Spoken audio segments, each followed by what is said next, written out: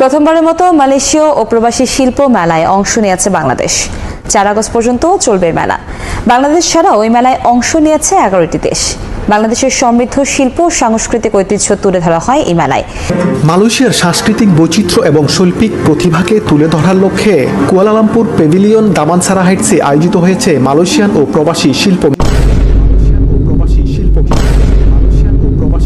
মেলা।